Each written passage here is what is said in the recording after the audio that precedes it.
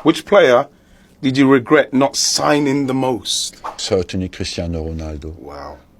I thought it was possible, and if we had been a fraction quicker, a few days, because we had agreed, and Man United came in 5-6 days later. So I would say at the start of my career, Cristiano Ronaldo.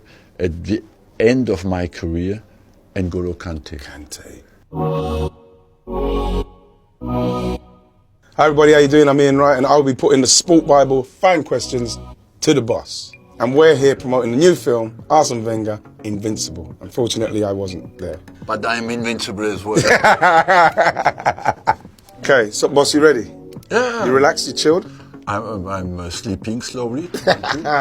Okay, the first question was, who was the best signing you made throughout your career? We start very difficult. Very start difficult. This is what they asked, boss. This is what they asked. I made a few good signings. And maybe the best, I wouldn't say the best, but the signing who gave me credit, because I arrived the same together with him, was Patrick Vieira. Yes. After, of course, people say Thierry Henry, but of course Thierry Henry as well was an unbelievable signing. But I came here unknown. Yes. And Patrick, as I said many times, people thought, we don't know this guy, but at least he brings good players. Well, that's the thing. It's because when you came, boss, people were saying Arsene who? Arsene who? And then when Patrick started to play, like you mentioned, then they say, well, it doesn't matter because he knows what he's doing. Look at that guy. I got to say, if I'm going to be totally honest, for me, seeing Nicolas Anelka when he came and started training with us, boss, makes you realise your time is short. No, because I've never seen someone so good. It's funny you say that, because I had lunch with Rio Ferdinand today, and he said, you Arsenal, you said you're good teams, but the guy who impressed me the most is Nicolas Anelka. So Nicolas. I said I couldn't get up with him on the first 10 yards, and that's why when I saw him last night scoring the goals of Arsenal, I thought, I came too late for you, to get the best of you. And it's true that after you face a guy like Anelka, it's difficult. It's very difficult. It's very difficult. Okay, next question is, which player did you regret not signing the most? Certainly Cristiano Ronaldo. Wow. I thought it was possible, and if we had been a fraction quicker, a few days, because we had agreed, and Man United came in 5-6 days later. So I would say at the start of my career, Cristiano Ronaldo. At the end of my career, N'Golo Kante. You could have got Kante as well? Yeah. Easy, because he played in a club in Paris that's called Suresnes, where one of my best friends is director, and he told me, please, I have a player, he's unbelievable. Nobody wants him in France. He took him in his car and traveled with him from club to club. And finally, a club of Division 3 in France took N'Golo Kante. Wow. It is an unbelievable story, N'Golo Kante. You could make a film as well with him. Wow, amazing. N'Golo Kante at Arsenal would have been amazing. And he has something that you don't find often. No. He wins the ball without making any foul. No. And straight away he moves that ball forward. And very underrated in the way he progresses the ball as well. Very underrated, okay. Boss, the next question is, who was the most underrated player you coached? Gilberto Silva. Is it? What was it about Gilberto? He was naturally discreet, and I remember when I bought him in 2002, I was in Japan at the World Cup, and I looked at him. I thought, he doesn't make anything special. And to think, who did win this ball? Gilberto Silva. Who played this ball? Gilberto Silva. And I tried to buy him. And after that, I would say he was in the Invincible. Nobody speaks about Gigi. No. But he's the kind of player you see only how much you miss them when they don't play. When they play, you find it all natural.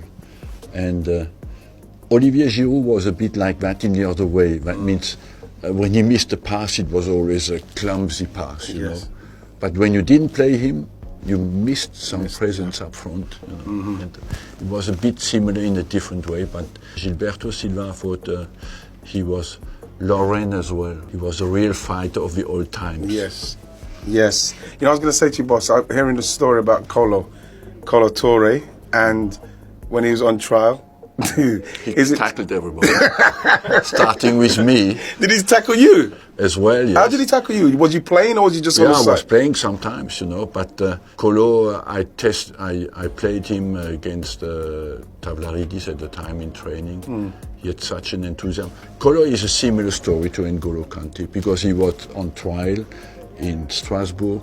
He was on trial in Anderlecht. He was on trial in Basel. Nobody kept him.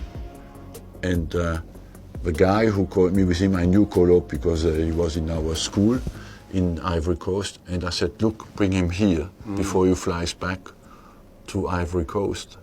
And I signed him, of course, because he had such an enthusiasm and hunger to be successful.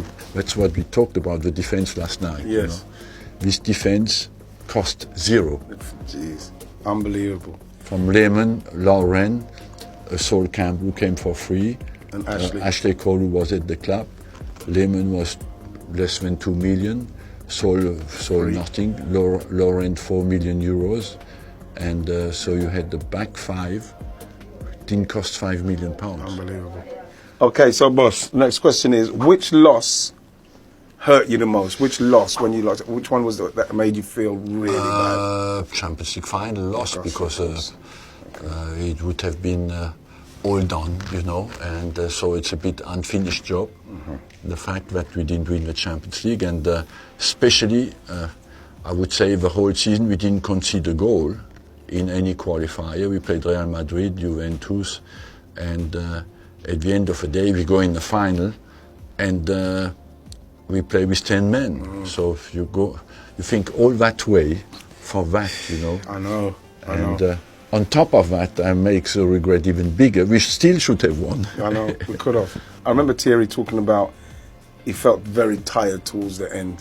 He said he had no power left. Maybe because he made fantastic games at Real Madrid. Yes. And maybe he was tired, yes. Do you think he was the best player in the world? Yes, yeah. I think I heard you mention him, that he could be Michael Jordan of football. Yes. He had everything. Unbelievable.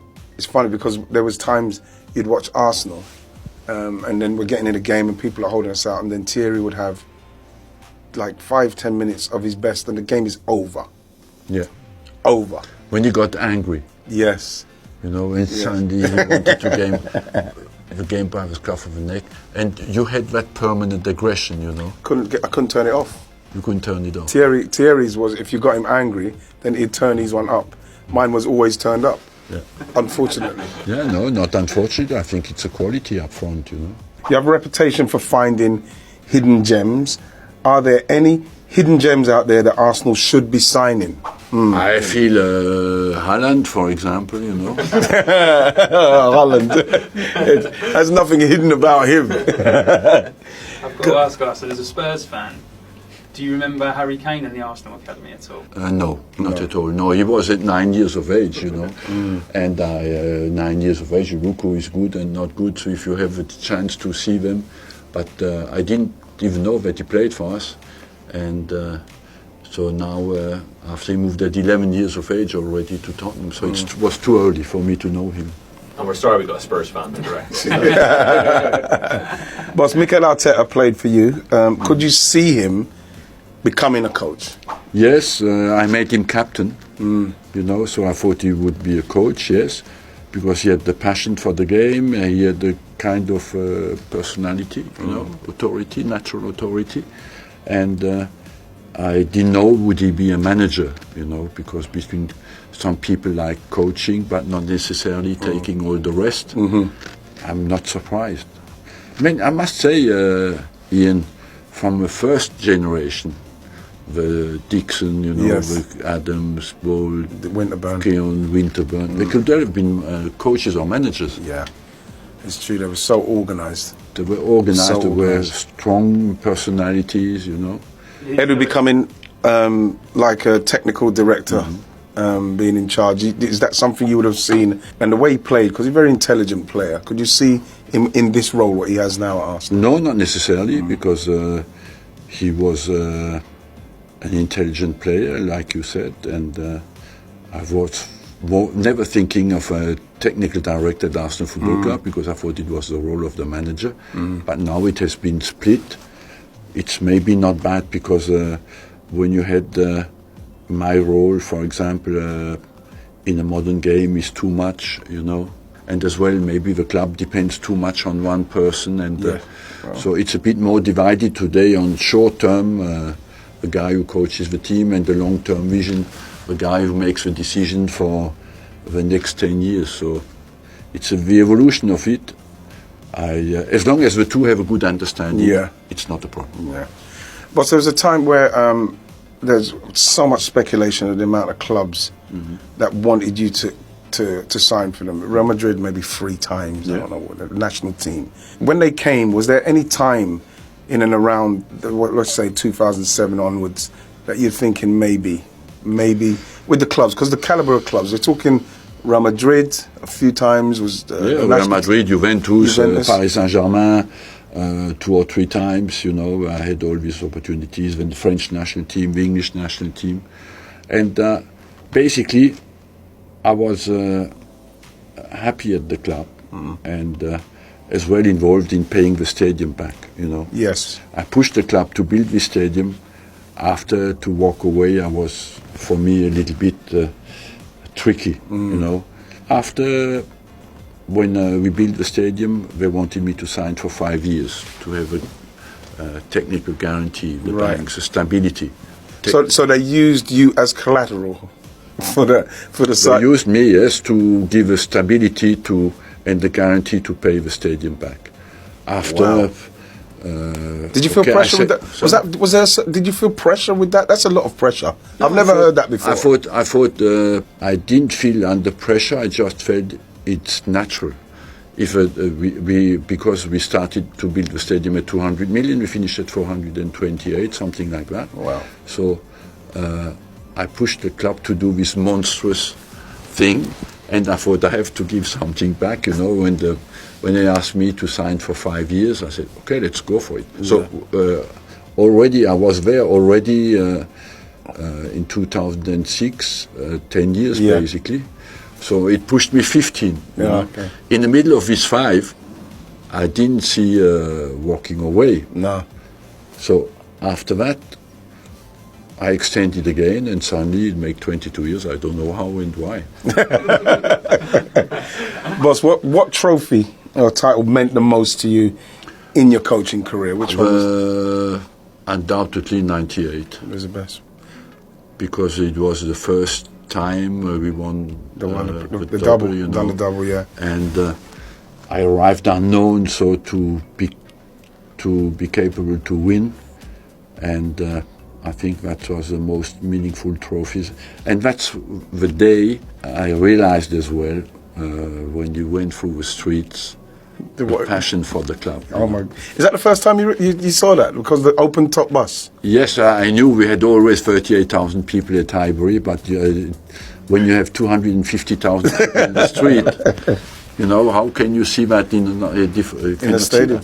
I know. How did 98 compare to the Invincible season? Well, the Invincible season was for me the achievement of the perfect season, you know. Because in our job, you never know how good you are. Because I think even if you win the championship, maybe somebody else would have made more points and won more games. So I was thinking always, to do the job well, you have to do a season without losing a game. When I came out with that, of course, I was hammered. England, they didn't like that because it looked arrogant. But on the other hand, you know, we're always in the court. Or you play it safe and you minimize your ambition, or you come out with your ambition and you look arrogant. But somewhere you have to set targets who are very high for people, because most of us, we like to do what is easy and not what is difficult. So if we don't have high targets, we get slowly in the comfort zone. And that's why I found that. And basically, sometimes I thought to myself, you are completely crazy, you know. That is not achievable. But today, I said, I discovered you can play without, do this job without fear to lose. And that the players raised above their ego and just wanted to be dedicated and be as good as they could be and enjoy the next challenge. It was a happy group because they had no pain from losing games. Yes. And they just welcomed the next challenge. You know, listening to Thierry sometimes, he said that there was times where they were very nervous going into games, especially that Liverpool game. Yes. I was nervous watching this Liverpool game, especially the way we started. So we get to a stage now where Arsenal, it's happening and only a few games left. What was it like in the dressing room then? Was you still talking about winning this game, or was anything to do with the Liverpool game, yes, but half-time, so the whole team was shocked because we just have been knocked out by Chelsea in the Champions Yes, of League. course, yeah, Wayne Bridge. And the whole team was shocked, and I thought, the damage is much bigger than I thought, you know. And how can I get them? So I tried to shake them up a little bit, and then in our job, it's like that. You need a special player who does something special. And I don't know why Thierry suddenly turned up with something exceptional. But only the big players can do that. And that's why I say many times, you know, that what is a big manager? A manager with big players. Yeah. Okay. Because they turn up when you're under pressure, when you need them, and they deliver. Which manager did you least enjoy going toe-to-toe with on the sideline? Well, I never felt, it's funny, that I never felt I played against the manager. I always felt I played against the team. Right. And of course I had bad relations with Mourinho, I had bad relations sometimes with Ferguson. After we became very, very comfortable in our relationship. I had even with Alan Pardew problems. Yeah. You see, with Alan Pardew, boss, was it just because he was very disrespectful? I don't really remember. I don't want to accuse him of. I was not an angel as well, you know. So, what was marvelous, I discovered peace. When you build a new stadium in the Emirates, the benches are much farther, much further away, and that suddenly you had no problems anymore. You don't hear anymore what other people say. Yeah. And boss, before we go, I got to ask you as a last question. Would you ever return to management? I would say spontaneously, I would say no, because I not even international. International maybe, you know, in a short period. Why not? But I would like to still help club. I might invest in a club, you know, to be advisor. Yes. And but I don't want to make one fight too many. Because at the end, people, you know, look at the age and say, he's too old. You know? And it's a bit age discrimination. Yes. Especially when you go through a bad period. But overall, I did the Arsenal 1,235 games. Wow. It's not bad. It's not bad at all. And overall, I think in my career, I did over 2,000 games. Maybe that I win 10 more games or 20 more games will not change my life now. Wow. I think I'm proud of more of what I won, of the values that you generate, that you have time to work on a longer distance in the club. And today when I travel, I see many people who love Arsenal for other reasons than just winning the Premiership. Is because the club had a certain desire to act with class and give chances to young players from all over the world, you know. And that is for me more important. I'm now involved in giving every talent a chance in the world, and I would like to say today, in the world, it depends where you're born, you know. If you're a young, talented boy, if you're born in Namibia, in Hanoi, or in London, you have not the same chance to become a player. And so I'm involved in a program who develops the help, especially for younger generations all over the world. Boss, that was fantastic, because you are. Ian, thank you. Boss, I'll see you in a sec. United's treble-winning team was better than the Invincibles.